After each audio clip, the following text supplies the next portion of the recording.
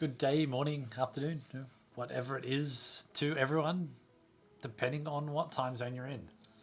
And that's the whole point of what we're doing, isn't it? We're dealing with the fun that is time zones. I've been experiencing this particularly with the last couple of days. We've been trying to work out how to run some projects. Hey, Ben, good to see you joining in. Yeah, we're going to be continuing on with what we were building last week. I got to remember like where we got up to with that, but yeah, minor problems. But ultimately, yeah, we're trying to build out something that we can see what's happening, like when, kind of like visualize a bunch of different time zones side by side. So why don't we jump over and see if I can't remember what the code was at last year. Oh, sorry, last week. Last year. It's been a long week. I've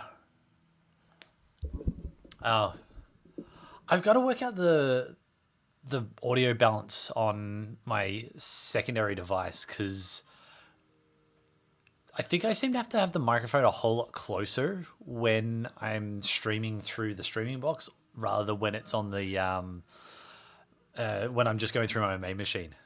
But look at that. We've got the Twitch chat happening straight in our terminal as well. I'm going to be curious to see how like the things will pop up and like, emoticons and things like that. I can see that Jack has a little battery. I think that's because you've got turbo, that's why. And then that's coming up as a battery in the console. But the purple's pretty hard to read. Yeah. You hat-y ads. Oh, and thanks for the follow, Codelex89. Welcome to the stream. So let's jump over to VS Code. I'm going to kill that terminal, so I don't need that one up and running.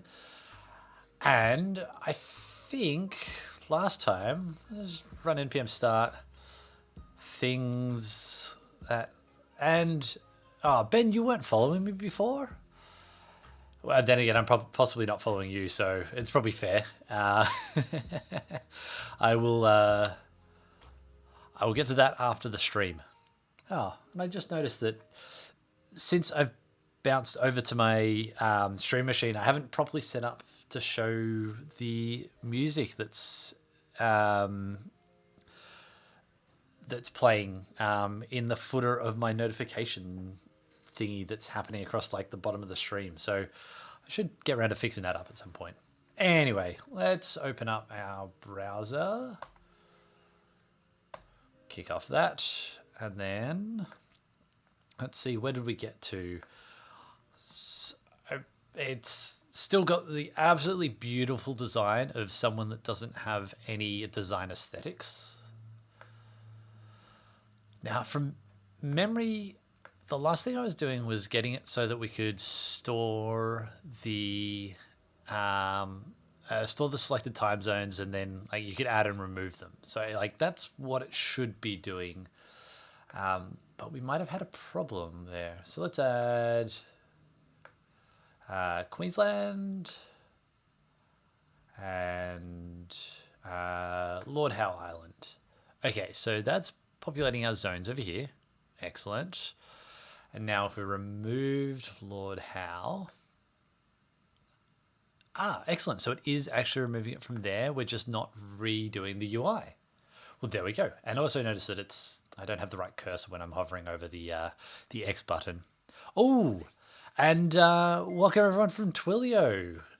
Thanks for the raid, Phil. I'm excited to have you all on board. We are building a time zone application, which is always very relevant when we're dealing with streaming, because it's like, who's where and what time is it where you are? I wonder how a raid appears in the terminal here. I don't think it actually shows. No, it doesn't show the raid information. It just shows everyone coming in. And I'm going to make that a little bit bigger. What is it? It's that one. Oops. Control B. Hey. There we go. So I can pop in and see the chat there. Okay, so now first thing we got to do is when you actually remove a time zone, I want it to, well, not keep showing time zones. And that is going to be here. So here's the, okay, so there's the set. So that's when we've done the update there. And now, did I pull out a function to only display a time zone, not display all time zones? So I probably need to actually, rather than doing display zone there, I might create a new function. Let's go const refresh time zone list. And that won't take anything because we'll just grab that straight from the DB. So this one, we will grab the zones. So const zones equals await db dot get item zones, and then we'll just default with the empty array. I need to make that an async function. I've been doing a whole bunch of .NET development and C# and things like that over the last couple of days, and I have been like, it's getting so confusing because I keep writing it like I'm trying to write JavaScript, but C# is just so not JavaScript. And then now I'm like, oh wait, what do I write where for the JavaScript? Because the C#, yeah, this is working in multiple languages is confusing. Anyway, we are going to do zones dot display zone info. Yes, so I can just do zones map display zone info. And then we'll get rid of that from there. And then once we've set it, we will do await display, refresh time zone list. And then let's, on startup, we are going to, so that on startup I was doing that. So no, we're just going to do await refresh zone list. There we go. So we'll simplify that down. Cool. So let's add a time zone. What do I pick? Let's find Perth. There we go. Ooh, because I'm not tracking. Yeah, because I'm just kind of dumping everything out at this point in time. Yeah, it's just like I'm just doing like body.append, aren't I? I am just creating that P and then appending it to the, so that's right. Every time you select one, it's going to just like duplicate the list massively. That's unpleasant. Okay, so we probably should. Ooh. Yeah. Okay, so we're going to fix up a bunch of just really slack logic that you've got here. There we go. And then if we refresh the page, we get 4 as we were expecting. Awesome. Okay, so now what we're probably going to want to do is actually put some useful segments in the DOM. So at the moment we've just got our main, so we're just kind of dumping everything in there. And instead of that, we are going to create some sections in here. So we're going to start with the header. And the header is where that button is going to live. Oops. Put that up there. And then when you add it, so when we click add, we will, instead of adding that to the body, we're going to add that to the header. And where do we do that? So there's the add time zone button. And then when it's done, we're do get element, query selector, and then we'll find the header and then we'll append it there. And then should we have it so once you've selected a zone, it removes it? I think so. So it's going to then remove this select item from the header. Yeah, let's do that. And then we'll do const header equals. Hey, Mitch. Wait, I thought, don't you normally say good morning regardless of what time it is? I'm confused. So we do document dot query selector header, and then we'll do header dot remove child, and then we'll remove the select. So after we've done that, it's refreshed.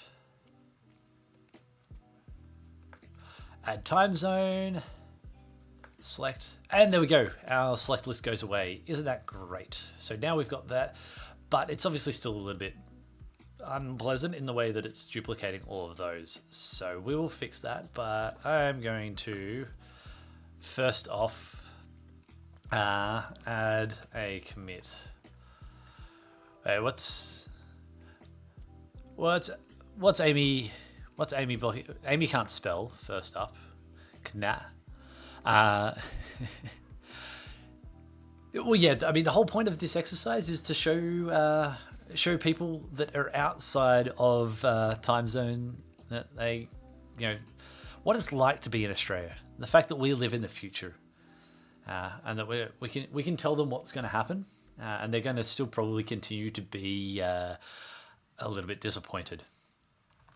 So let's add this, and we'll moving the picker to the header.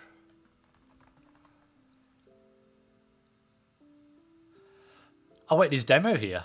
I didn't know that. I haven't seen a message from Damo yet. It looks like your block has been lifted, Damo. You can finally post messages. Some of them are appearing behind my head, but eventually we get to that. Okay. So there is the add time zone button. It's appearing. Fantastic. Now we need to improve the way that we're displaying these time zones. So for that, we'll probably still use the main. Yep. So it's back in index. And under refresh, so under the refresh stuff, before we start displaying, we'll go document dot get element by ID main dot. What's the easiest way to delete all children? I mean, I can iterate over each of them. Yeah, const main document get main, and then we do main dot children nodes. Yeah. Or is it like if you just do remove child, does that clear a container? Let's have a look.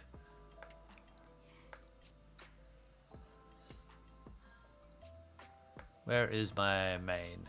Oh, of course, refreshed. Remove child does not take, it must take multiple arguments. So, yeah, we can do const child of main. We do main remove, dot child nodes. Remove child.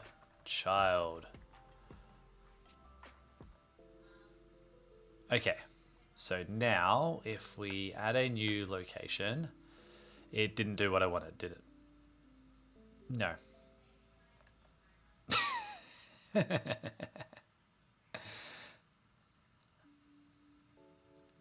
Wonder why it should have removed that top set, right? I wonder if it's because we might need to cache const children. That. And then of children. jQuery. Delete all children. Yeah. There is currently no frameworks other than a time zone picker. A time zone listing framework that's being used here. Demo. Oh wait, hang on. Let's just check the data store. No, the data store should only have 7.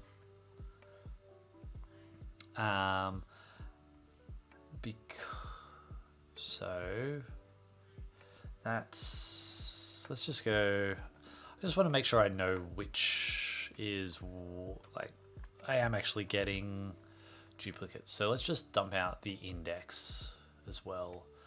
And then if we are to add, yeah, whoa. Index got real weird. Right, we refresh the zone list, which then should delete all the children and then add new ones in. So if we get rid of it, well, of course it doesn't work because they just got rid of it. You fool. Okay, fine. We're gonna have to stick on a debugger.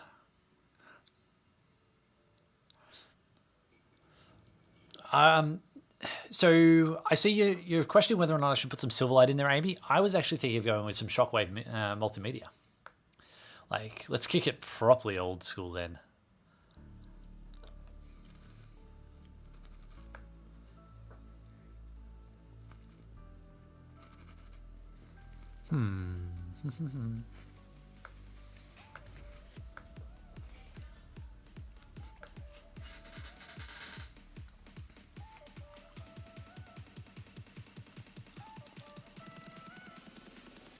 Interesting. So it's removed some of them, but it hasn't removed all of them. That's really weird. I mean, I could just delete the element.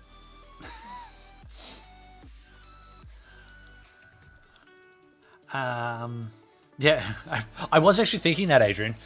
Just setting it in HTML to an empty string, and that does wipe them all out. I mean, no, you'd set it to undefined. So if we do $0 dot inner HTML equals undefined, boom, like, oh no, it turns it into the string undefined. Righto then. That debugger. So if we were to go like, but that just seems so hacky. Well, that's. I think you're probably right there, Ben. That as you're iterating through the node list, it's losing track of what's where. But if we do array.prototype dot slice dot call on that. So if we now turn it into a proper array, can it read properly slice of undefined? No, it's not on that. Yeah, there we go. Cannot assign to read-only property length of node list. Wow, what was the hack of like converting a node list into array.prototype slice dot call? Like the hack that we used to use to convert a node list, that's it, into an array. Now let's just keep adding time zones. There we go. That's what I was hoping for. I think so. The comment that Ben made there of I think it was iterating over the collection, but then because it was removing items from the collection, and a node list is sort of like it's not a predetermined length collection or anything like that. It's dynamically determined by engaging with the DOM. So as it iterates over it, you're going remove one, and then you iterate, and now the position in the array or the pseudo array that you've got from node list has moved. So that's why you were kind of skipping over things. And I think that was what was actually happening there. But now have I introduced another bug? Like it's not actually removing anything from. Oh, it's now like 26. Wow. Okay, so now it's got a bug where when you try and remove items, it's adding all of the items back in. So when we click remove, we get all the current zones. We find that one in there, and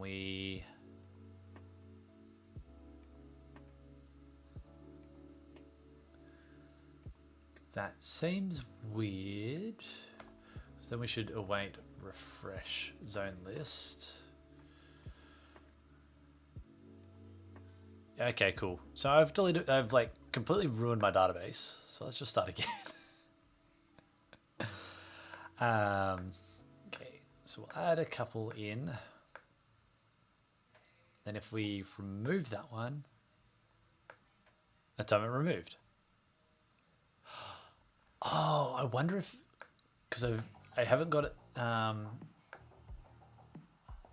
it's not smart enough to only detect, you can add duplicates to the list as well. Wow.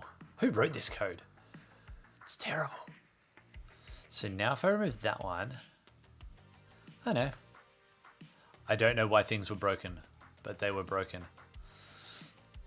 You've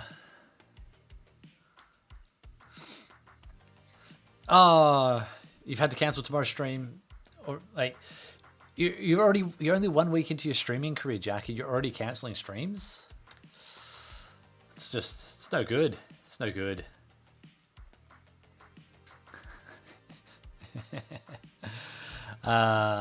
Yes, and you've been helpful, Ben. You've spotted a bug in JavaScript code. You should be very proud.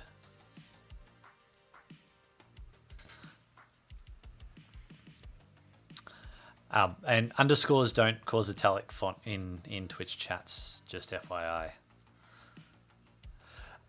Okay, cool. So we are refreshing the zone list. I'm going to actually chuck a class name on this.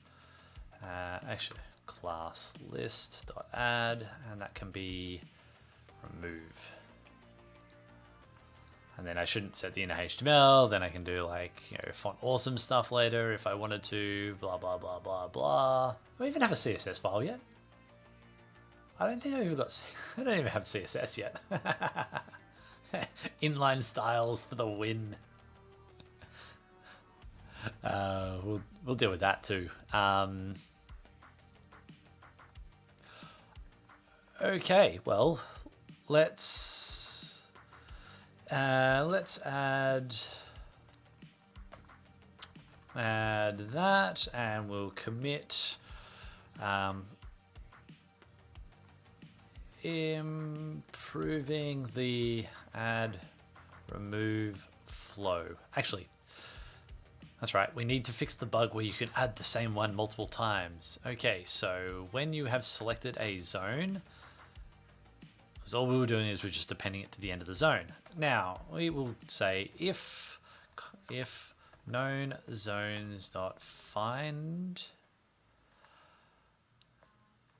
tz dot id. Wait, is it no, name equals zone info dot name. And is that too many? Okay, thanks, Prettier. Then we will return. Cool. So if we find a time zone with the same name, then we're just going to skip over that one. So we've got no time zones, so we'll add a couple in. And then Brisbane. And then if we try to add Brisbane again, it won't do anything. Yay! Which is what we expect. Cool. And git commit. Stopping adding of duplicates.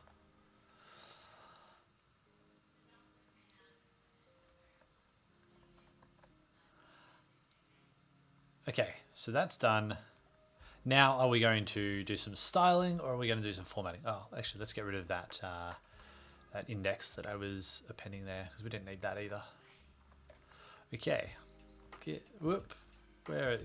add removing debug code.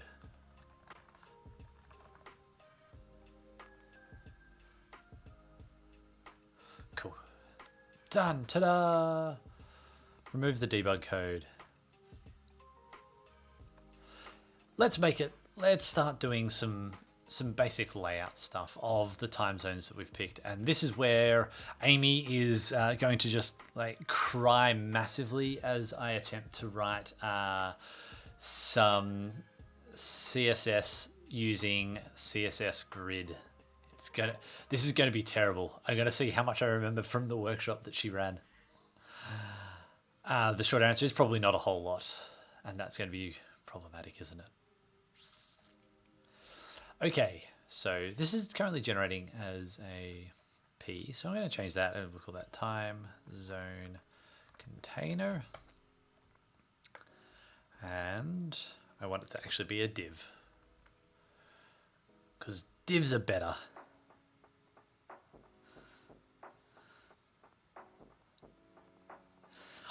I was paying attention during your workshop, Amy. I just was also paying attention to a secondary workshop at the same time, so I was multitasking.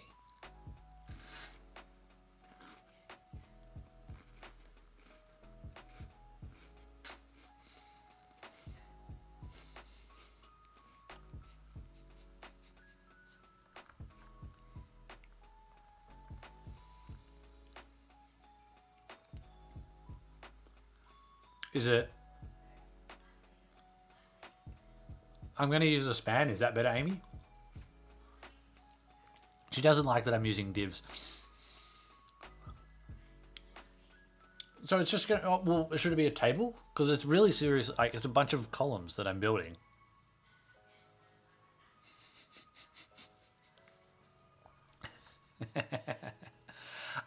So this should probably be a section, not a div anyway, because it's the section of the app. I'm going to get rid of the header, so I don't need that H1 anymore.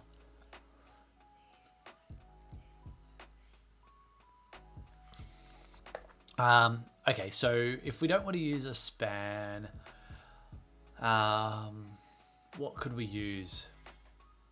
An I tag. Let's use an I tag instead. No, but if it's inside of a section, shouldn't it be? Like, don't you want then another? It'd be a div inside of that because it's a container inside of that, and then you've got multiples going along. Hey, that makes sense, doesn't it? You wouldn't have sections inside of sections inside of sections. It'd be a div, and then this. Time zone container dot class list add time zone container. Like, I am going to have to generate a whole bunch of additional HTML at the moment because I'm just setting it in a HTML here, and that's just really not ideal.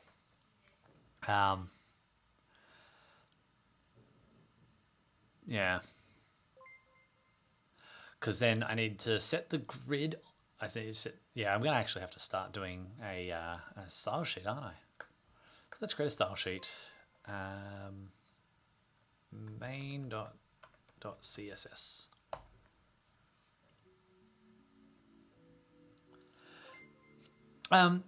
So I'm deliberately trying not to do this with any sort of frameworks, whether it's a CSS framework or a JavaScript framework. I would much prefer to be writing this in React, but I like getting back to the basics of things. So I'm going to try really hard to just push on and not use a CSS framework or a like a JavaScript framework to build this. So yeah, it means that I am probably going to end up writing my own mini like JavaScript framework that's going to do the DOM creation and stuff like that. But we'll get there. So the main section is going to be display grid. And then we're done. Like, that's how we do grid, right? It's just display grid, and that's all. Yeah. And then everything is a grid.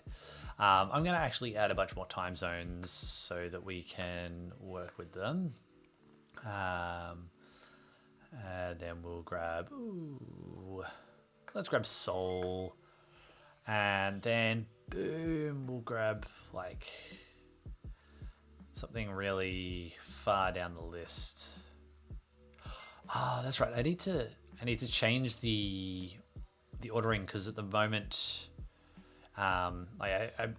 the position of different things, like the UTC offset inside of this drop down list is suboptimal. Let's throw New York, because that's going to be quite different. Okay, so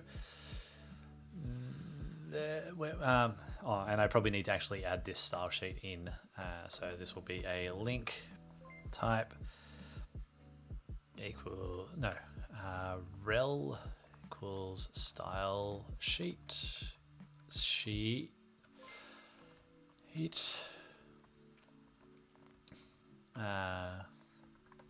link first. There we go.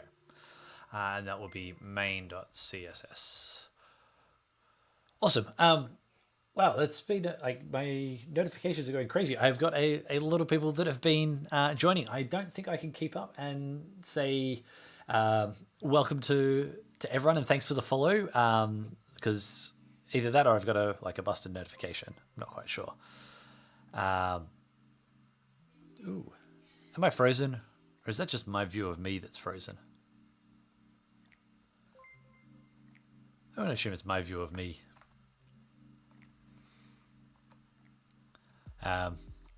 Let's reload the Twitch mod view. Something's going nuts somewhere. Whoa! Like, has compression got like much worse or something like that?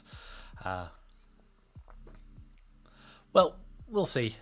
We shall see. I'm getting a lot of digging notifications from people following, so I wonder if the Stream Elements plugins that I've got are having a bit of an issue. I've noticed I'm not getting Twitch notifications on my phone at the moment, so when people are starting to stream, it's not sending me a push notification. Like, I had no idea that Twilio was streaming this morning, or some other people that are following were starting up. But yeah, I'm just gonna blame NBN, because I live in Australia, and that's what you do, is you blame NBN when things aren't working the way that you want them to work. Okay, so here is our main section, and did I add that style sheet?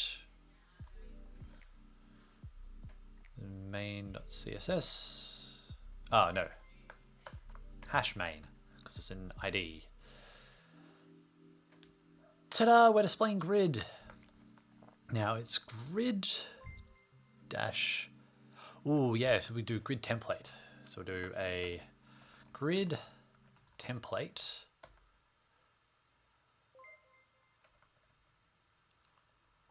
Areas, that's the one I think we want. No, I don't think I need template areas. I mean, I would if I was doing like the whole thing around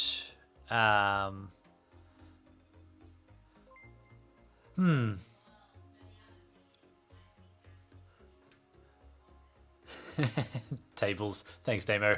Yes, I do want to do demos. Yeah, one sec. I'm just going to have a look at... Yeah, I'd say that there is some kind of a spam thing that is just going crazy in terms of notifications. And I don't actually know, like, can you stop people following you? I mean, it would seem kind of redundant, like on Twitch. It doesn't matter. Like they'll all go away. Maybe what I'm going to do is actually get rid of that overlay because I think that's problematic. I just have to work out where it's coming from. Which one did I put it on? Or is that just on like Stream Elements itself?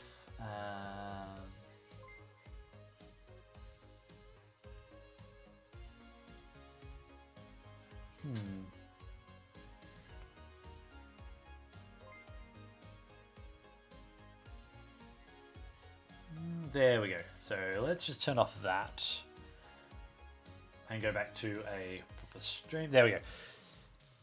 So that should at least stop these this notification spam from popping up constantly over the stream. Now, I don't think I need grid template rows because template areas because I'm actually going to have just like one grid at the minute. Down the track, we might actually change it so we've got multiple grids. So we've got like the header, then the main body, and then like possibly a footer or something like that as the grid layout. But then we've got to do subgrids, potentially. And last time I saw Amy talking about doing her grids talk was that subgrid is not overly supported in the browsers, but that was at least 12 months ago, so maybe that's changed. Anyway, grid, auto columns, and then I think that's what we want. Max content, or do we just do auto? Oh wait, yeah. Cool. So that didn't really do anything. Now, where is the thing that shows me the grid stuff? Or is that only in Firefox? I thought I saw something in Edge that did that. Open. Ooh, rendering. There we go. Wow.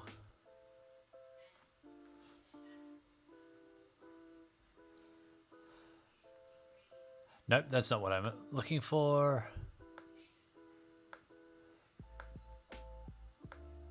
Whoops. No.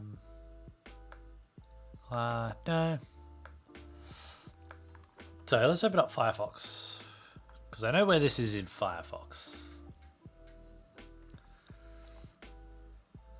And this is the first time I have loaded Firefox in I have no idea how long. Dock to the right. Oh, you didn't find my favicon. That's sad. Now, if we come on to here, there is a thing where we can get it to show the grid.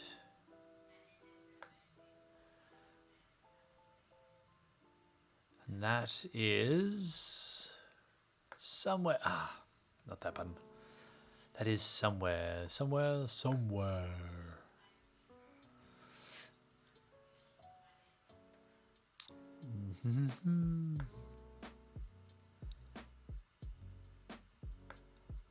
There, that's it. Overlay grid. Cool. Okay, so that. I don't have any time zones because I'm on a new browser. That's right. And then we're just going to add a bunch of locations in.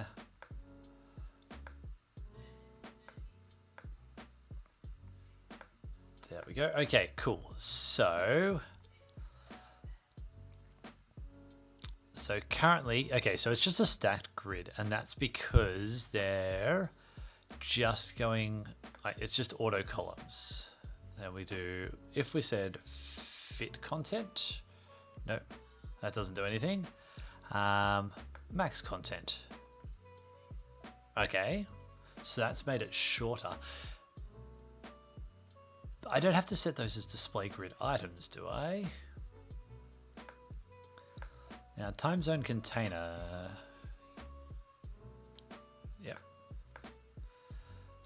Dot timezone container. Oops. Display grid item. No.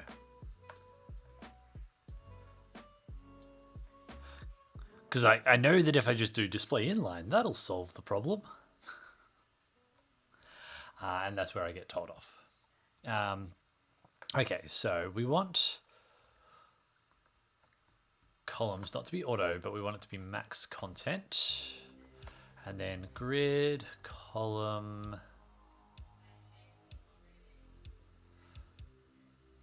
grid, column. Okay, span.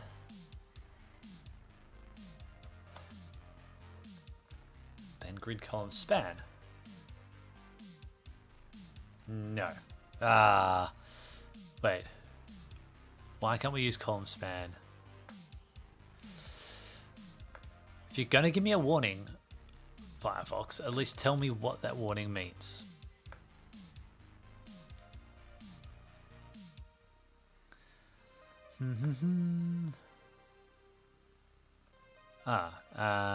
Invalid property value. But that was what you gave me.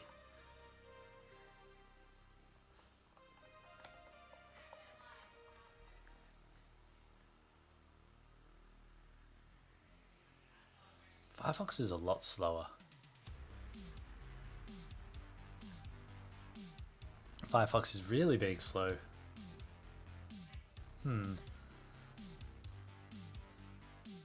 Okay, alright.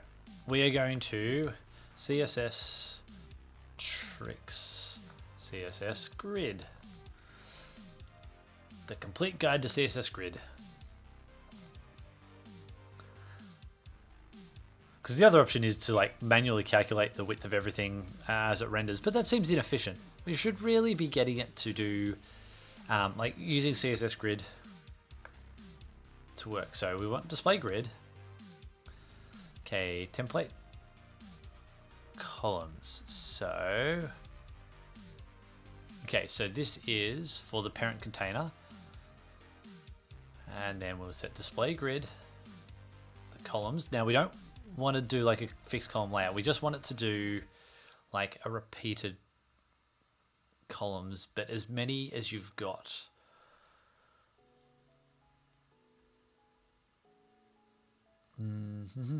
Template areas, no, because that would be if we were doing a layout, and we're not. We just kind of want it to repeat.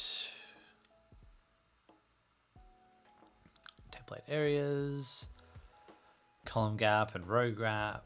Yep, that's fine. We'll get to those.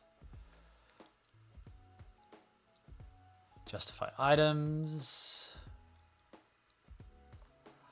Align items. No. Where's the place items? Where's the repeaty thingy?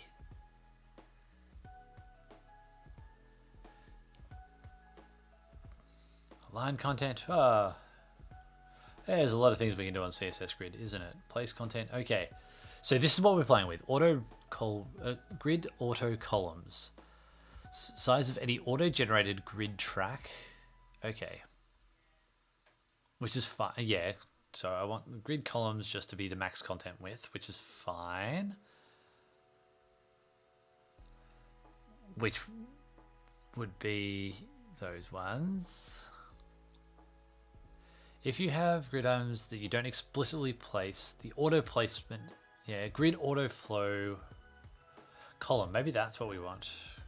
And then grid auto flow column. Ta-da! Look at that. There we go. And then we want align items center. Okay. No. Actually, what happens if I get rid of this property? That's what I wanted. I wanted grid auto flow, and then we want to align center. So they'll be centered with inside of their grid container. So we get rid of both of those. We want to do grid auto flow will be columns, so automatically flow across the columns, and then align content in the center, and then we'll do a column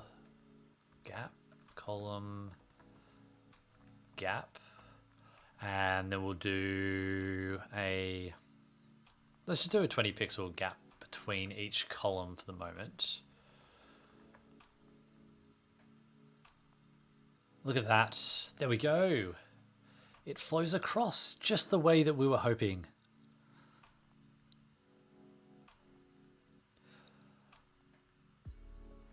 Okay. So Amy, from a CSS standpoint, would this be better as a flexbox or a grid?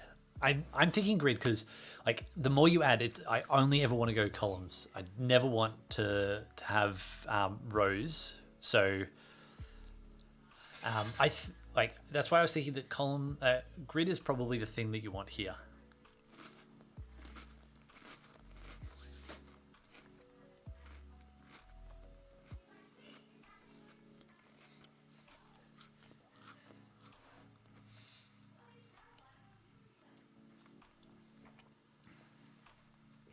There's only going to be one direction. It's only going to be going across. So, like, each time you add one, it'll always add to the number of columns you've got. You're never going to have multiple rows.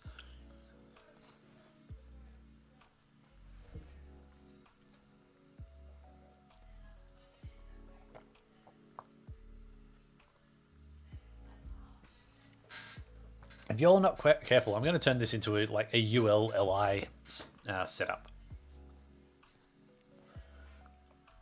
Okay, so I should be doing Flexbox instead of grid. Cool. Who wants to learn Flexbox instead? And then CSS tricks Flexbox. Okay, well, now that I've got the basic idea, of what it was needed to be from a grid, which was the. So can you use Flexbox inside of a grid? No, sorry, a grid inside of a Flexbox. Because I'm thinking, like, at some point I'll probably turn it into a grid for like the header, content, footer. But then if you've got Flexbox inside, flex. Okay, so we do display flex, and then flex direction. Oops. Flex direction is going to be column.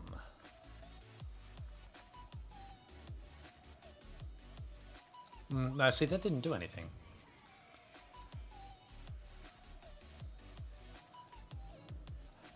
Yeah, so I'm going to need to do a no wrap. So we do flex wrap, no wrap, and then flex flow. So I could do flex flow as a shorthand, right?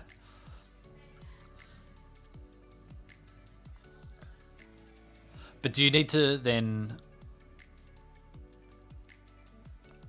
But with flex flow, do I need to then add something else?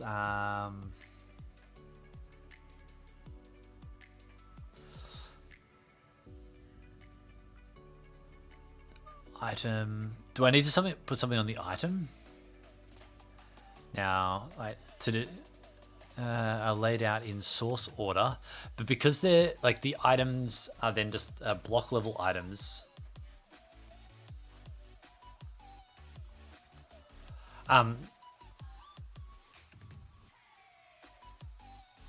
Flow. Was I doing anything with flow? I was just using flex direction column to lay things out column wise. Wait. Row? Or is it? Does it need to be row? Row. Oh. Okay, so that's confusing. The flex direction is row, not column. Why would that be? I want things to be column-wise, not row-wise. So that doesn't make sense.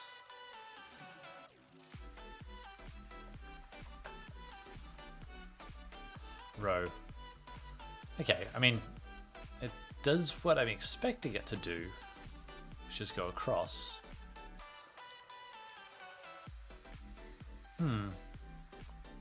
Okay.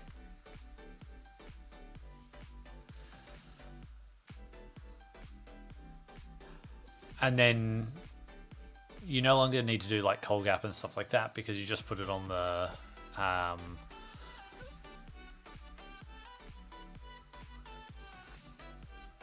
I'm aligning things in rows, not columns, but I'm aligning things in the row, not in the columns. Right, yes. Now I get you. Now I get where that's going. Cool. Okay, so that's the basic. That's layout done, right? Basically done with the layout. Looking so much better.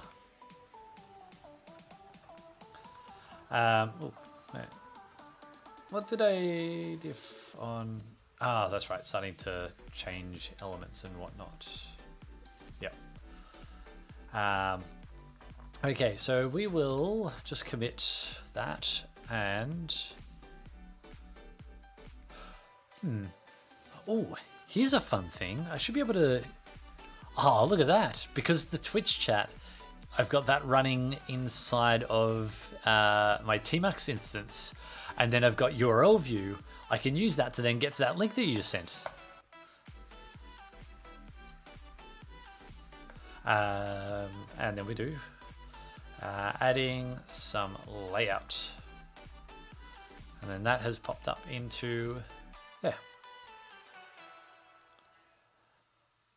So there is a gap property, and it works in Chromium browsers, and let's be honest, that's like really the only browser that still exists.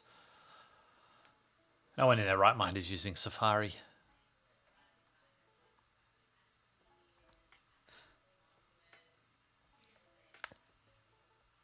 The browser support should be anything that's evergreen. So that's Chromium browsers and Firefox, at least for a couple more weeks until Firefox fully goes under, unfortunately. Okay.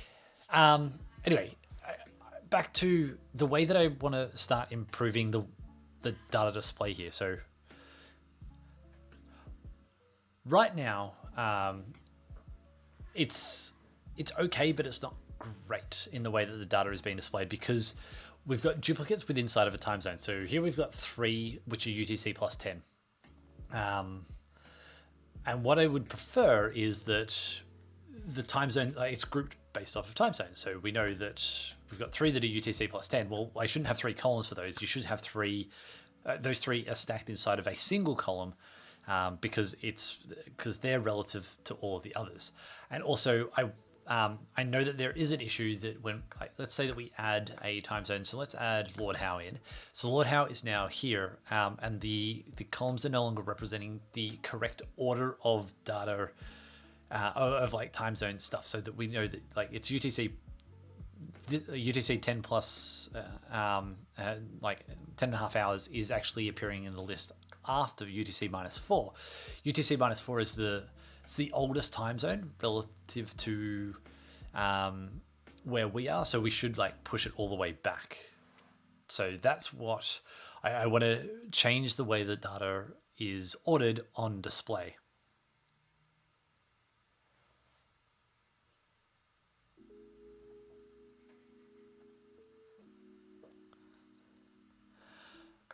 Wait, who's muting me?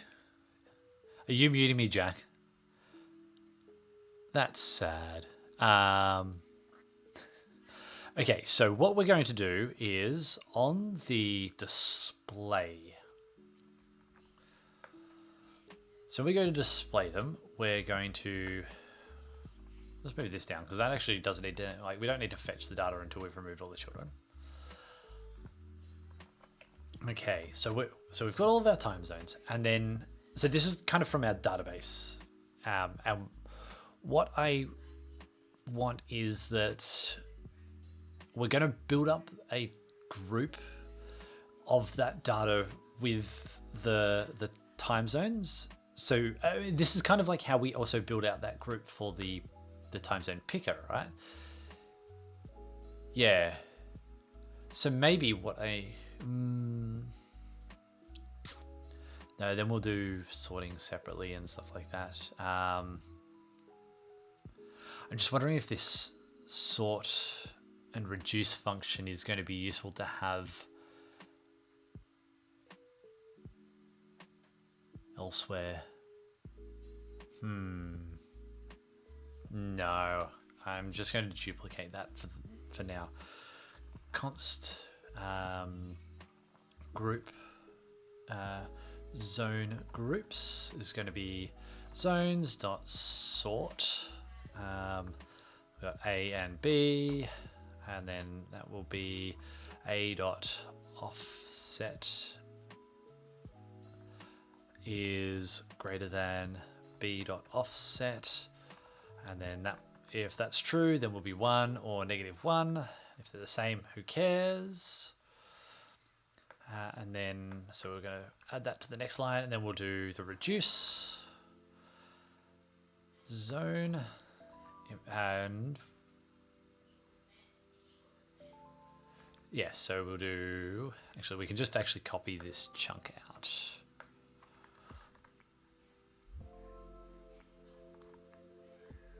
There we go. So let's format that, and then let's just console.log zone groups, just so that we can see what we're dumping out in the background and make sure that it is in the structure that we kind of want. Yeah, okay, so 240, so that will be New York, and we've got Seoul, and then we've got 3 in UTC plus 10, and then, yep, okay, cool. So that's doing it that way, and then what we are going to need to do is turn that back into an array-ish. Kind of. No, we will. So this display time zones function is going to need to be massively overhauled. So we are going to do object.keys on zone groups. So that'll get us all the keys, and then we'll do map key, and then const zone group equals zone groups key, and then we will display time zone of the zone group. Cool, and that's going to break because the zone info is not in the structure that we're expecting anymore. And then maybe we'll pass in the key as well. So this will be the offset,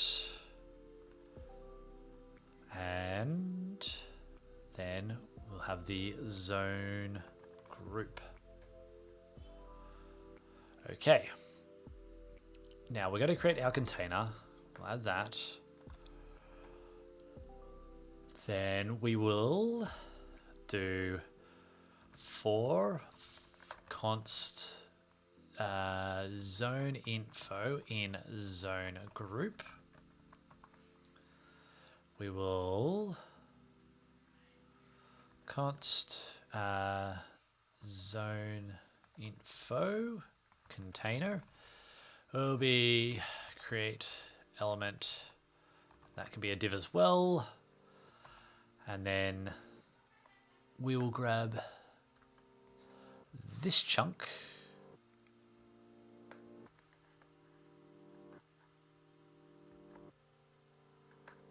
which will be that,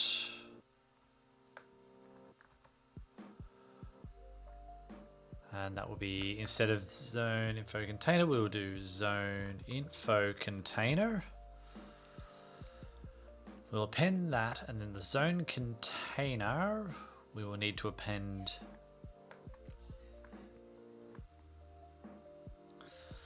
need to do the zone group. Time zone container dot append child of zone info container. Okay.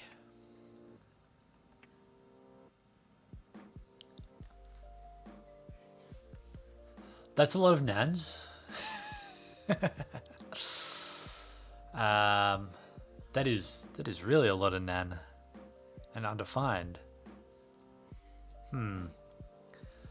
So the zone info isn't being set properly. Rats. We're actually going to simplify this. So we're only going to display the time zone name when we're inside of the loop. So like each individual one will only display that, and then we'll display like the time zone offset as a separate thing at the bottom. But that is just now full of undefineds. Interesting. Okay, so what are we receiving when we end up inside of that function? Let's reload. So zone group.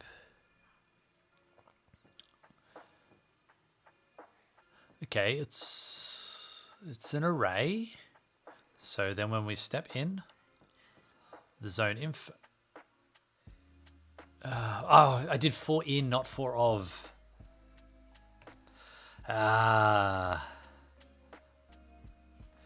Thanks, Ben. Just for of. Now we sit back and look at that. Ta-da! Done.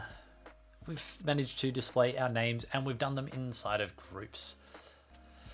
Now, something that I'm not loving about the way that that Flexbox is working is I want each of these to fill up all of the available space, and for them to basically, I want this full width and each of the columns to take up as much space as they possibly can. So that's where I would have used CSS grid. I'm just going, let's flick back to our grid. And if we display grid, and then we do grid, auto columns. Actually, I probably don't need that one. And then we just, was a grid, auto flow column. Yeah, see, that's what I want. I'm going to leave it as grid for now.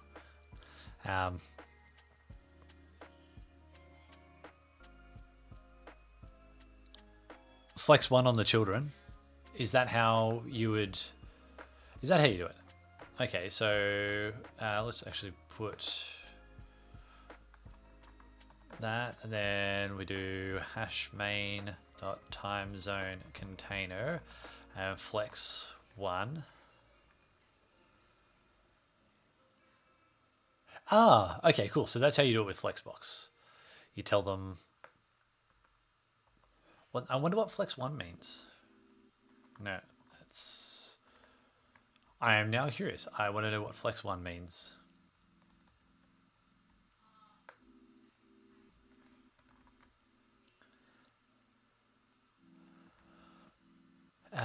So let's have a look at this. So order. No, it's not the order. Flex shrink. Flex is shorthand for flex grow, flex shrink, and flex basis combined. So this is really just doing flex grow. So flex grow is the amount the item will. Okay, so if all items have flex grow 1 set, the remaining space of the container will be distributed equally, which is what we wanted. Cool. Today I learned. And here I was expecting to learn a whole bunch of CSS grid, and instead I'm learning CSS Flexbox.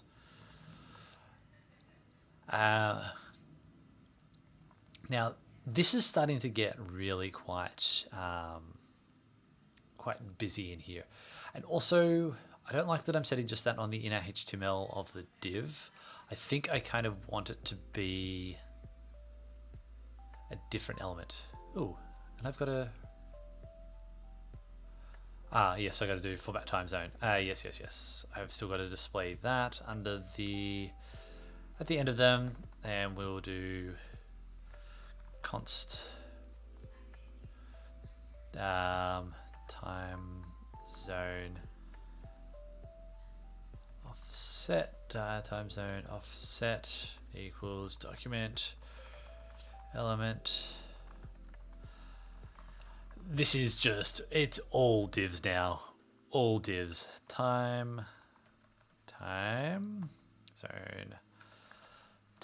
zone offset dot inner HTML equals format time zone, and that will be key, and then we will time zone container offset time zone container dot append the time zone offset append child fix that. Now we'll come back up to this one. I've passed in the raw offset, I haven't passed in the offset hours, which is probably actually what I should be using. Offset hours. I'm going to use offset hours instead. And then that should plus 10. Yep, excellent. But all of a sudden that's there because I want this to be -1 and 1 because I want it to be a reverse sort. No, that didn't perform the way that I was expecting it to perform. So if 240 is greater than -200, -1, let's just double check that. MDN array sort. Wait. Yeah, sort with the compare function.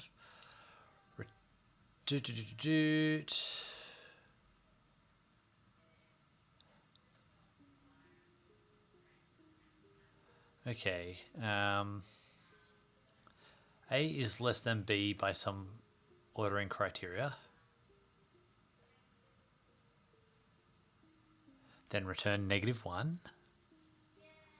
If A is greater than B, return 1. Yeah, which... So it's a little bit confusing because we need it to be sort of like -1. Because -4 hours is hurting my head.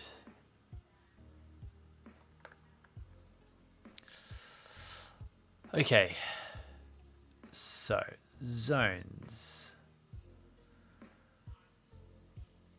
So the offset of -600 is not going to be greater than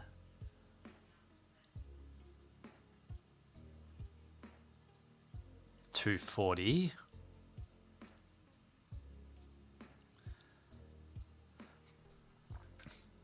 Let's just run this. Let's go zones.sort A, B, A.offset is greater than B.offset -1, 1.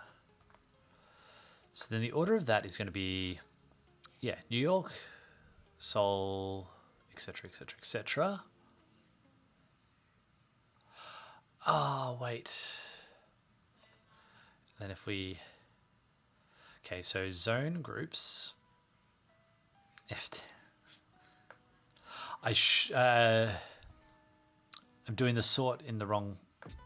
I should be doing the sort on here. So if we do object.keys on zone groups, that'll return those. Whereas if we were to do sort, that's what I want ish. Kind of, we want to map parse int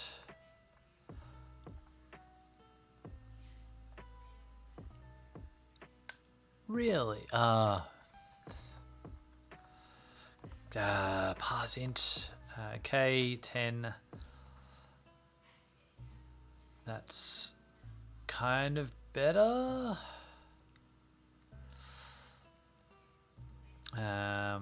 What do we do? What happens if we go number k? Yep. And if we would do a is greater than b, -1 1.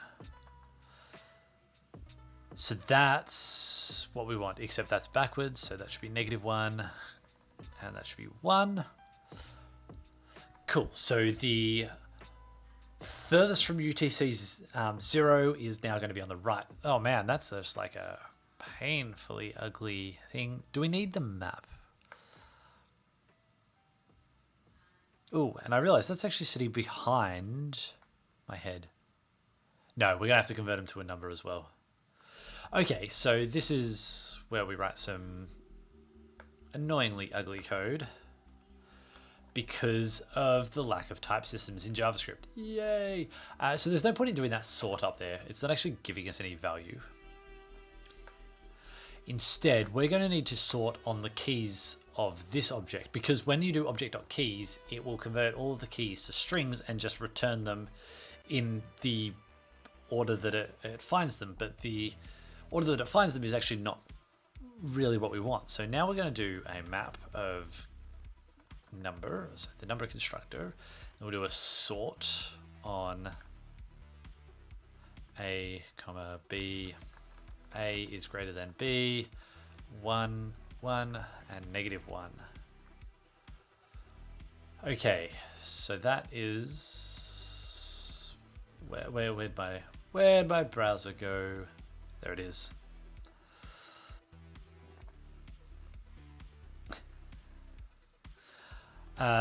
Everything is hurting my head at the moment trying to figure. Yeah, we go.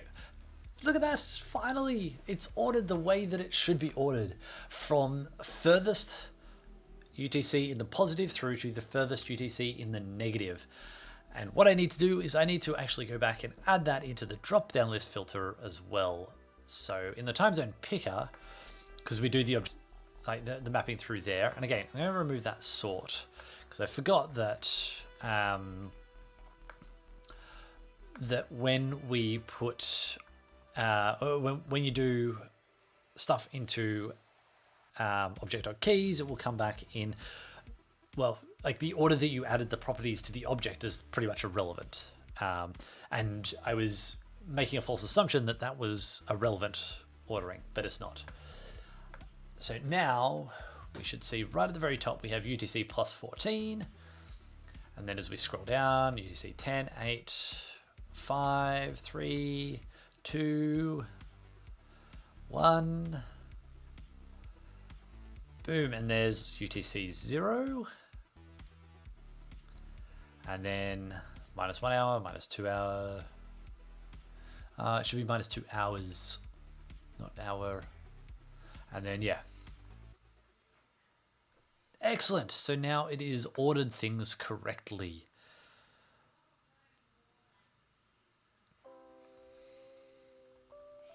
Get status. Hang on a sec. Did I delete the commented out code? I did. Okay, get commit. Oops. Get add. Get commit. Actually, no. Let's get unstage star, and then we'll add the CSS and getting items to fill their space, and then I love that, you know, like Husky's just going to keep going in the background, and I'm just going to keep typing out commands to eventually get my terminal to catch up. So we're going to commit, and this is displaying items in the order relative to UTC 0, -0.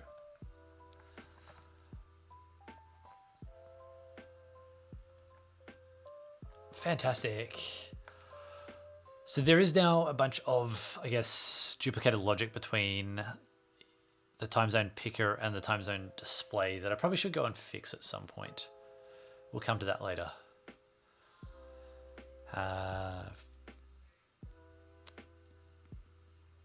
Let's see. We happy with that? I think we're happy with that for now. Now it's going to be a matter of actually putting some formatting to this. So I kind of only want the X to appear when you're hovering over.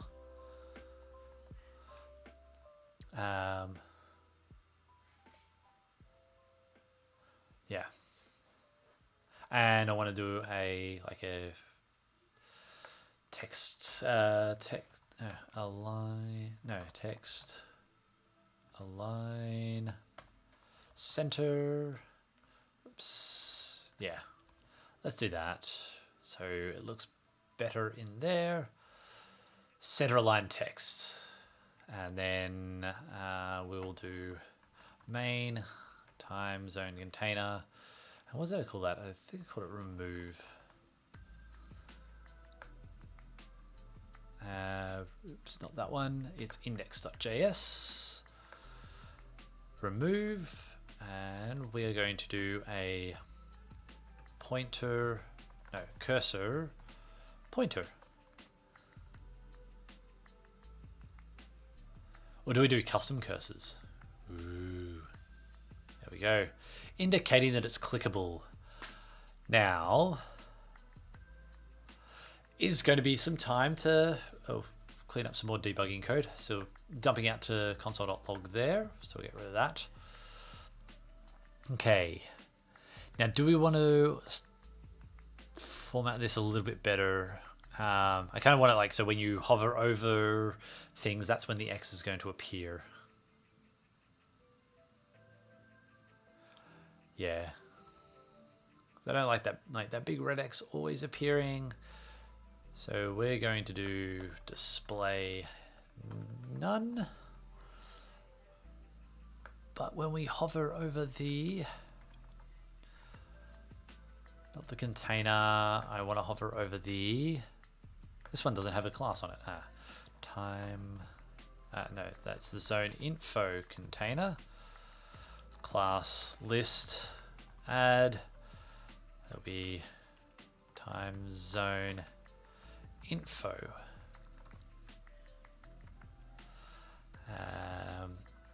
Dot time zone info hover. That will be we'll just leave the display. No, display auto. So now, as we hover over each of them, it should have appeared, and it didn't because display auto isn't what I wanted. I probably just wanted display inline. So I want to do hover, activate hover on that. Display inherit. No. That will be. Ooh, what's revert? That will be display inline. Oh, I'm like, why doesn't it appear? Wait.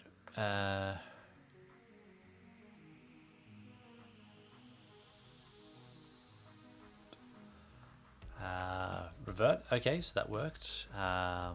Inherit. Oh yeah, because that's inherited from its parent, which we don't want. I probably just want it as display unset. Yeah.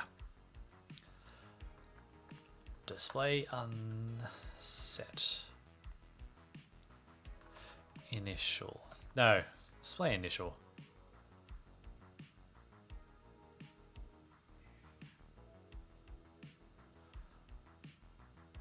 And look at them all move around as we do that. Not ideal.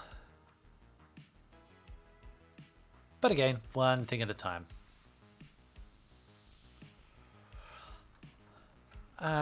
Okay, cool. So, oh, and doesn't that look amazing? You hit it, and then it just popped out one item. It's almost like looked almost like React. You know, it seemed to only touch that one item. Maybe on a future stream we can just like build our own version of React. Again, what could go wrong?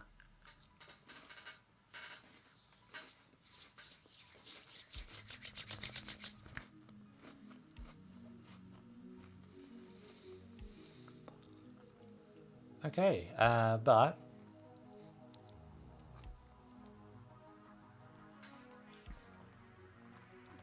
what I'm going to do is I'm actually going to pull out this display logic and put it into a new file.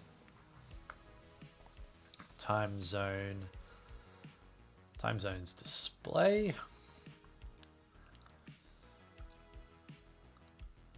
And then we'll start with these two functions.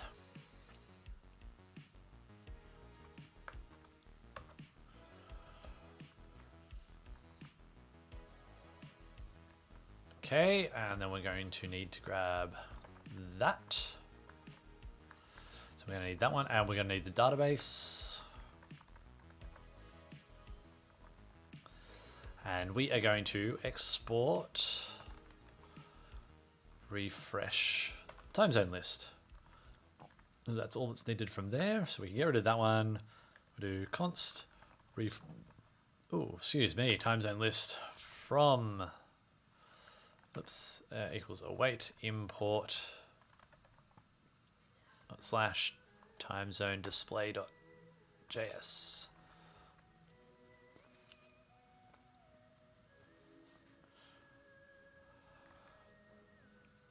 There we go. Just a bit of refactoring. Refresh timezone. Yeah, wait, that wait is happening, yeah, logically after that. The timezone display.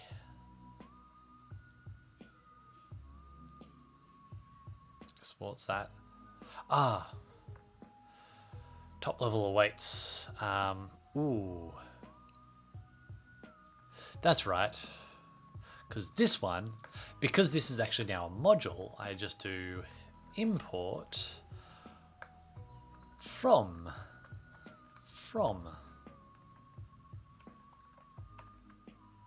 and then we'll do import db from that place.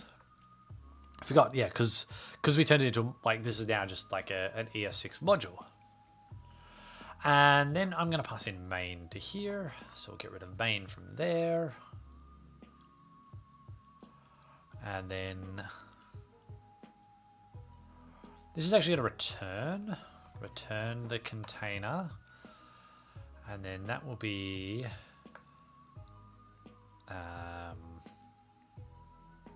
return that, and then we can do a for each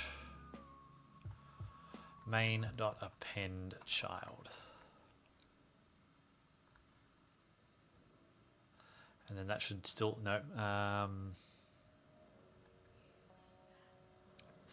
DB doesn't have a default export. Yes, of course it doesn't. Import star as DB. So, because it doesn't have a default export, it fails when you're trying to use it as a default import in an ES module. But if you're using it using the await syntax to import, so like const db equals the await, like that's actually the return of the awaited promise. which will have which is an object with two members on it. So this is something you've got to be careful of if you're doing like if you're doing the ES module syntax within inside of the browser. When you're using an ES module in something that's not actually a module. So this case here, like this code here is not really a module. We're using the import API to import actual ES modules. And then that will actually behave a little bit differently because you like the import request is an asynchronous operation, so it's going to return a promise. So you have to await on that. But then because it doesn't understand kind of the module system, it's just like it's calling fetch essentially under the hood. You've got to remember that you're getting back the result of that fetch like as an object that's been unpacked. So you then have to deconstruct it into the things that you want, which is what I'm doing there.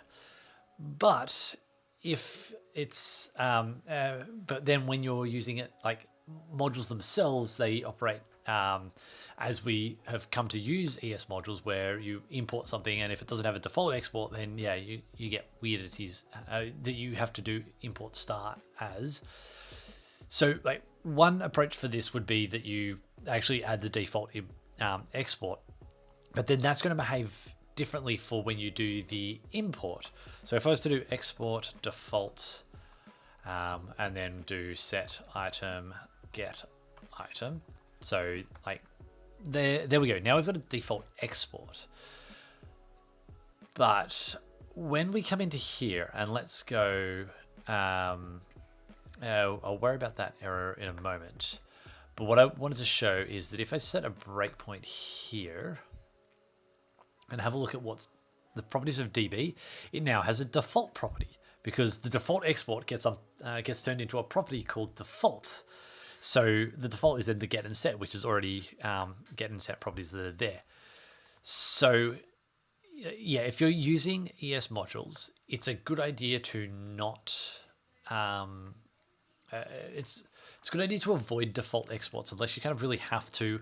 If you're planning then on using them within inside of the browser or inside of a system that isn't like ES modules the whole way through. Now we're getting an error, and I think it's going to be on line 30 there, isn't it? Time zone display 5 child nodes. Oh no, sorry, I forgot. I'm not actually passing in main when I call that. Time zone list will be document.get element by ID main. So there we go, and then I thought it was going to happen incorrectly here on line 30, so it can't pass through that, and that's because append child, it won't like trying to do it dynamically, so we'll just do L and then append the element there. So that'll work.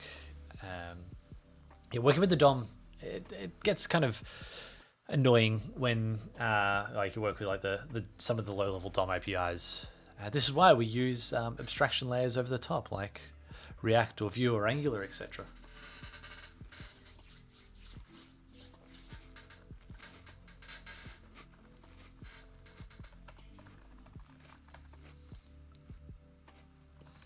Actually, unstage.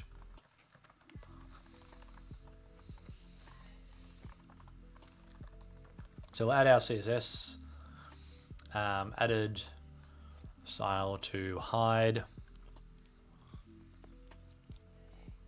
To hide or show remove icon on hover. So your question on that, Ben, like where am I at with like Vue versus React versus Angular versus Svelte versus, I don't know, has anything else been really Preact? Just trying to think of any other ones that are kind of popping up at the moment. To be honest, React is still the one that I will go to pretty much every time. Mostly because it's the one I'm more familiar with compared to anything else. Like I've been doing React now for 7 or so years. I've been using it a long time.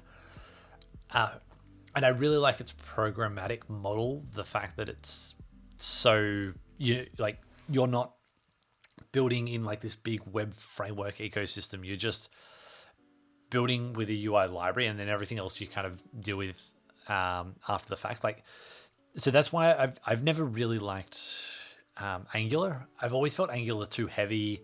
Like it tried to do so much stuff, like the pattern behind services and all that sort of thing. Like it always just it felt really heavy to me. I still haven't had enough time to really delve into Vue. I've done tiny little bits of it, and I've seen things of it. And when I first looked at it and was first seeing people talking about Vue, I wasn't a fan of the multiple things in one file. So like you had your Vue code, and then you had your HTML like within the one file. That didn't fit ideally for me. What I ultimately look for in any kind of library that I'd be using, or like any of the front end tools, is doing as much of it as raw JavaScript as possible. So again, this is kind of really why I found Angular didn't work for me. Things like the binding syntax, and Vue has that as well, where you would put attributes on DOM elements, and then you would bind your models to your DOM elements. So you kind of had this DSL that was written in HTML rather than a DSL that was written in JavaScript. And the result of that is that it's really difficult to debug. The number of times I'd be working with Angular and I'd have a loop that had to happen, and then it was just outputting nothing. Like I just have like a white chunk where that loop should have rendered something. And you're like, why is it not working? You look and it's just like a very obtuse error message about the way that you've written your binding syntax for the loop. And I'm like, okay, what's wrong? Like how do I fix this? I can't just stick a breakpoint in there. So you'd spend a whole lot of time like kind of paring it back as small as you could, and then adding line by line by line in, or to the point where you found it break. And that, like, ultimately that's quite frustrating for me. I want things to be, I want to be able to just stick a breakpoint on. And that is where React has really shone for me. It's like, if I want to do a loop over data and output it, then I just open the file up in the DevTools and I stick the breakpoint in the JavaScript file, or the JSX file really. And your browser just hits the breakpoint there. And it just like you can actually debug it. You don't have to have all these other tools like special debuggers for your front end framework. And yeah, so that's my fundamental problem that I have with a lot of the approaches of them. Now, I know that it does mean that you are making some trade-offs with React. More complex applications mean that you have more stuff put into memory, because the way that it has, like, everything is written in JavaScript, you have to load a whole bunch more stuff into memory to then generate the DOM. But that's the sort of thing that you can optimize for when it becomes a problem. It's really hard to optimize for a binding syntax and the errors that you can have in a binding syntax when you don't have any control over that. Like, you just have to use the way that it's written. So yeah, that's kind of my take on it, and why I've always, like, yeah, even all these years later, like, I still go towards React when I'm doing front end stuff. Righto then. Let's actually display the time. I think that's probably a good thing to do now. Actually, no, let's have a look. Like, our index file, it's looking reasonably simplistic. I kind of do wish I might need to sit down and think about how we can better componentize some of this, because it's kind of where this is starting to go, is that I want almost this component stuff. I've got the create picker function I call, but then I still listen to the event up here on the picker, but I kind of don't want to listen. Like, should the index be, like, should the orchestration be the one that's listening? Yeah, actually, No, come to think of it, it should be the one that's listening. Because so the picker is the thing that's responsible for displaying, and then when you select something, it's going to surface up an event. So an event's happened on your picker. I've called it select here, but we'll just call this picker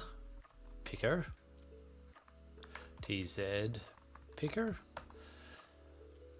and then it just like it'll surface that out. Yeah, I kind of maybe I'll down the track we might wrap the database API because it's just too low level at the moment. Like we've got zones as a magic string that appears around like zones. I think we'll end up with more of an API over that rather than just like really raw working with local storage. But one thing at a time there. What we are going to do instead is we are going to actually display the current time on the DOM element. And how are we going to effectively do this?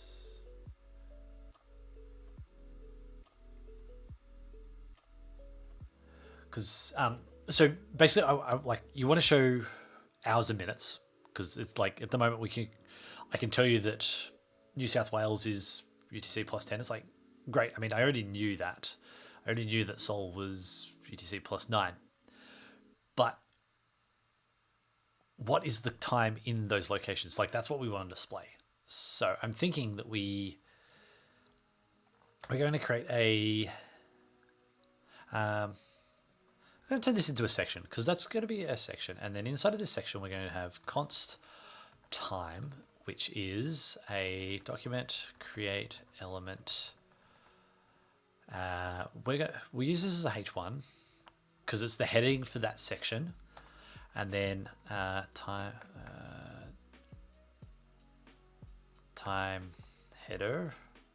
heading, time container. I'm using container a lot here, and then const time equal time. Yeah, is document dot create element time. So we're going to use the time element, and we'll put that inside of the time container, and then the time container will go on the time zone container, which then goes into the group container. Yeah. So that's the time zone. That's the time zone group container. That's the time zone info container. This is that's fine. Then time will be moment dot tz. No, not dot inner HTML. Now let's go back to moment.js's docs. Moment, and then how do I get? I might want those abbreviations back at some point. Using time zones. So moment tz. Kind of want so we do moment utz tz, apply that, and then we will do a display. So whoops, where did my thing go? Here we go. Equals moment dot utc. So dot tz, and then do I pass it a string for the time zone? I was kind of wondering if I could pass it the offset. Moment timestamp.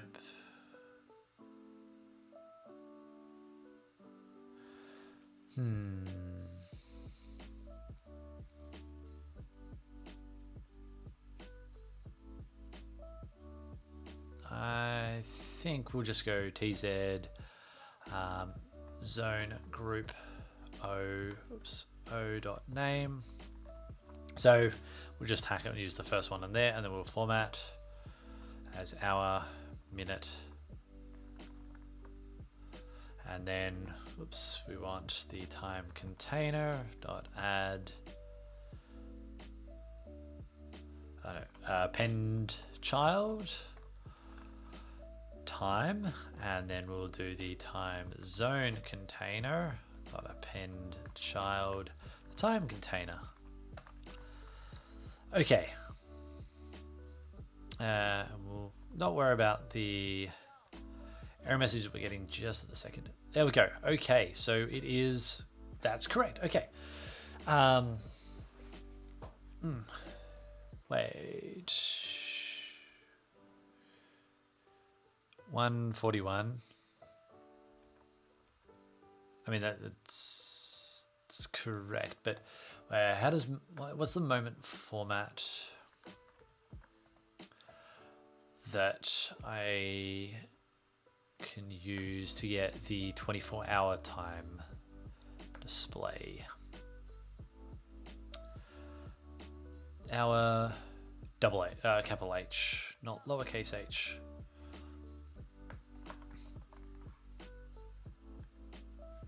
So now we should see. Excellent. Look at that. That's what I was wanting. Actually, MDN time element. So I just want to check. I think there might be an attribute time tag. I think there's an attribute that I'm meant to set on the time DOM element. Let's see. Elements. Text elements. Inline. Wait. Time, I think, is an inline element. It's time. Okay, here we go. I just want to see, like, to be semantic HTML, is there an attribute that you should be putting? Yes, so the date time should be that. So I should also be going. So there's the inner HTML. Actually, let's grab the time dot add set attribute date time, like that.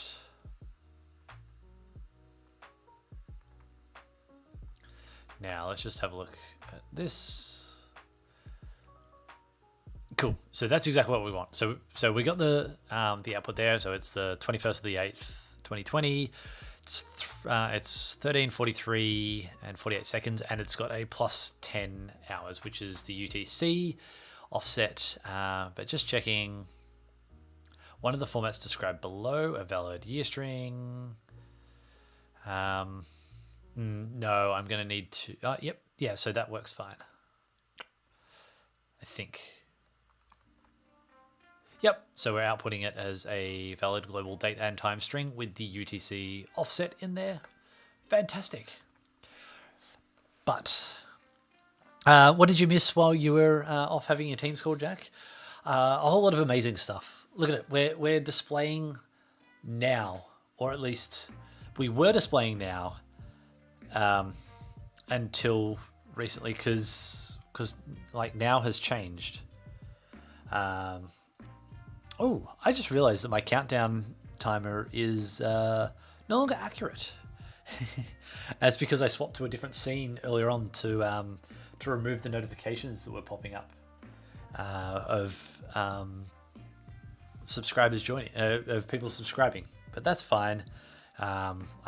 We'll be wrapping up in about 15 minutes. It's nearly lunchtime for everyone involved. Yes, Amy, I am actually using semantic HTML. Look, I'm using the time element inside of a H1 tag, which is inside of a section. So it's a new. So there's multiple H1s, but the multiple H1s are fine because each of them are a section. Right? Isn't that right? She's gonna complain about that, I'm pretty sure.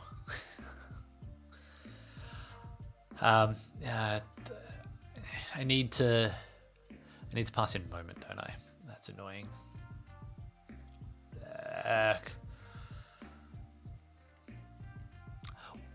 Well, okay, so I thought you might be on the fence about that, but see and this is where I find the ambiguity in the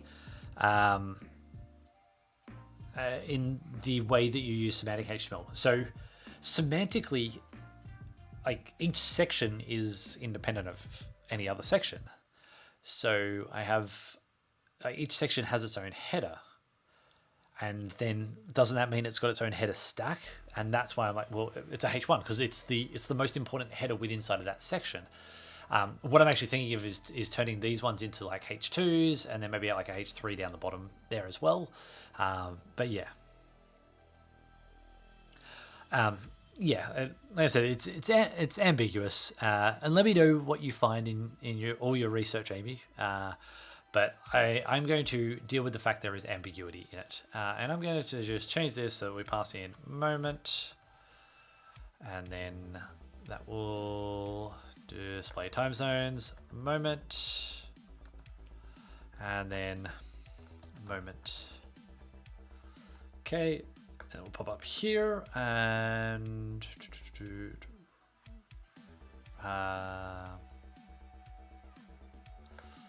grab this. I need to do that. Actually, oh, what did I? No, let's go. Const local refresh time zone list to DOM. Refresh time zone list bind null. I don't care what that is. And then we're going to do. Oh, that's gonna be fun. Yeah, I might fully break some stuff right now. It'll be that, and then window.moment. Boom, and then we are going to call that there, and then we're not going to need to pass any arguments to it. And then we might have stuff blow up.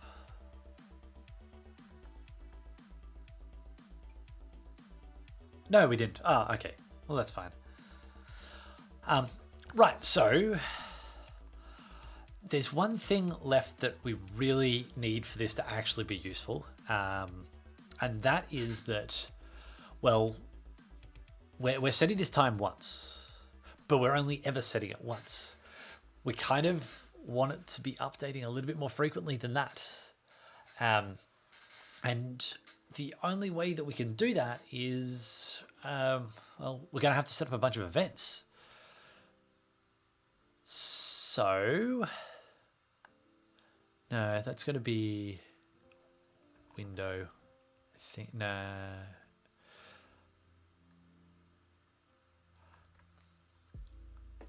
Just because I'm really curious, console.log global, no, global this. So what is the global this inside of that object? Like, has that been, okay, so cool. So I was just interested because I want to put an event that I need to subscribe to within inside of this function that will be constantly telling it to refresh the time display. So what we're going to do is we're going to use a set time. I should do it as a set interval. Set interval. And then this will happen every second. Okay, so we are going to do window.dispatch event, and we are going to need to create a custom event. So I'm going to create a new file, and we're going to do time updated event, and then we will class time updated event extends event.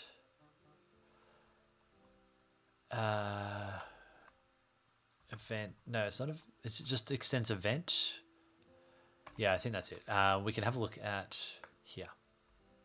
No, not here. We have a custom event already, which is this one. Okay, so it is just extends event. Cool. And then we will have no constructor. And I don't think I actually care about anything. Actually, yeah, no. It'll be, we'll have a constructor now. And super time updated event. And I'm gonna do what I had before with like the week map and stuff like that. Yeah. Const time time updated event properties time updated event properties equals new week map, and then this will be now time updated event properties dot set this comma now.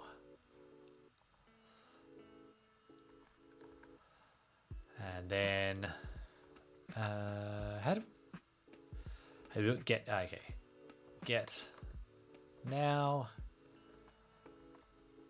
return time updated properties this. There we go. Export time updated event. Then come back into index. We will import const time updated event equals await import of that JS. And then we will dispatch an event, and we'll dispatch the new time updated event with now date dot now. Actually, no, date dot UT no now.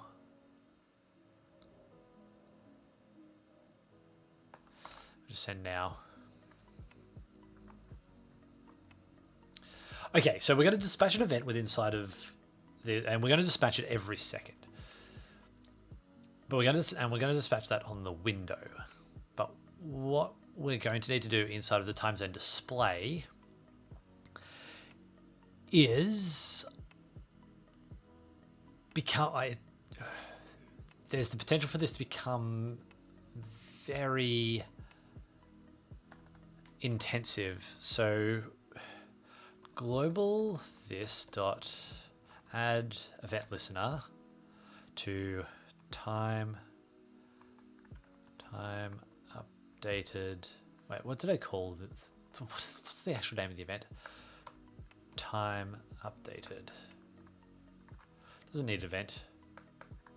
So it's going to be called time updated. On time updated E. And then let's just do console.log E to have a look at what we've got there and make sure that this is actually firing the way that we're expecting it to fire. Time updated event is not a constructor. Well, that's disappointing. Wait, hang on a sec. Time updated event is not a constructor.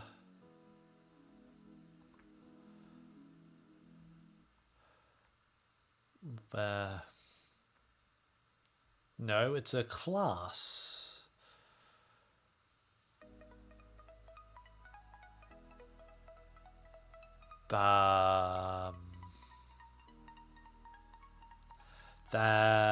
What? I am so confused as to why that doesn't work.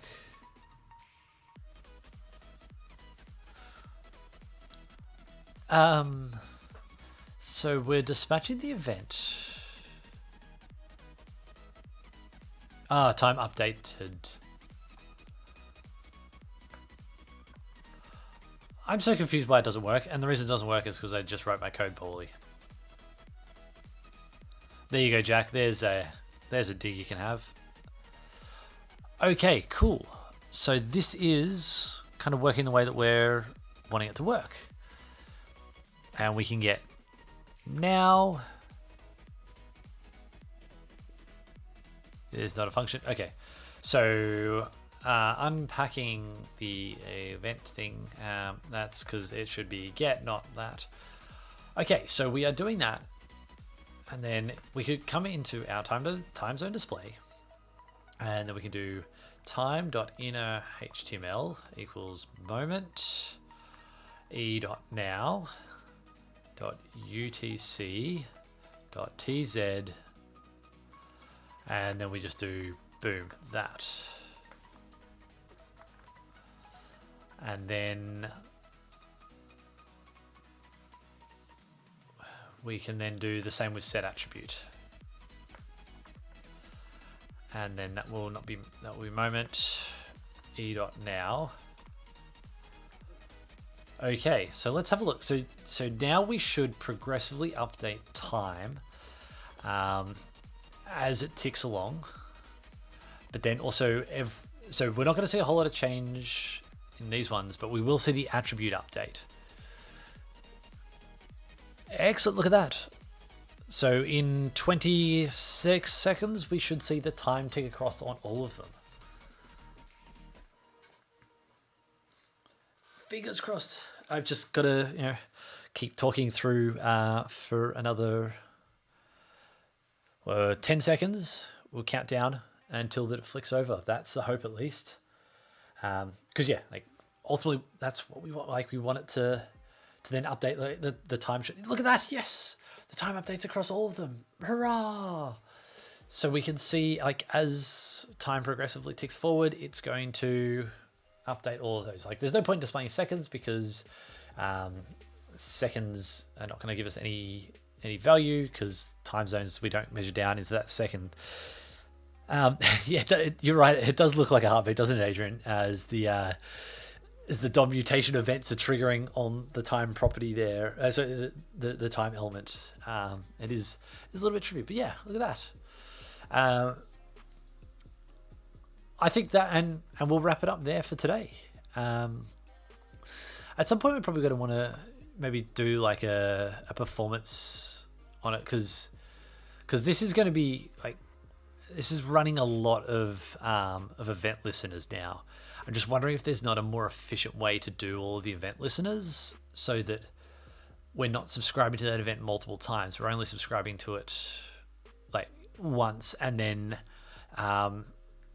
we cascade out that change. But I just don't think it would be it'd be possible without then constantly doing re-querying against the DOM. But let's just have a look. there's a really little bit of it's not performing too badly. We can see that there's a whole bunch of timer-fired stuff, and we're not going to be doing particularly aggressive garbage collection then, because we're now capturing these few elements in a closure, so they're not going to be working. And I should actually just grab. Let's do this. We'll do const m equals that, and then we'll do m.format. We're just going to do m, and then do the same up here. Const now is that, and then it will be now save, and instead of calling that m, we'll call that now, just so it's consistent. So there we go. Just a little tweak. Variable names are making it easier to understand what they are. But cool. I think we've had a successful day. We have got it, and look at that. It is now just on 2 p.m. So let's check our status here. Yep. And let's commit all of this in.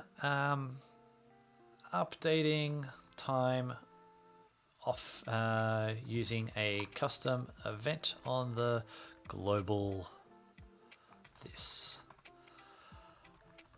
And we'll put, wait, did I type get push properly? No, I didn't type get push properly. All right, see you, Jack. Thanks for stopping by. But we're going to wrap up here anyway, because it's time for me to go have some lunch. If anyone does want to grab the code, it's up on my GitHub here. Wait, which... where did that go?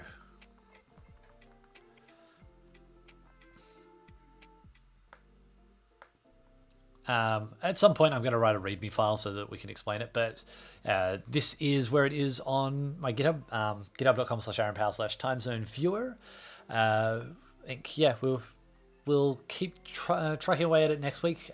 Maybe make it look a little bit prettier.